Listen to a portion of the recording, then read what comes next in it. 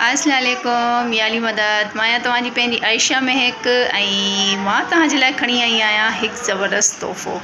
जी हा, मां तव्हांखे ॿुधाईंदी हलां त ड्रामा सीरीज़ गुनाहगार जेका लाला फयाज़ ऑफिशियल यूट्यूब चैनल तां हर सूमर जे ॾींहुं शाम जो 6 वॻे ऑन एयर थींदी।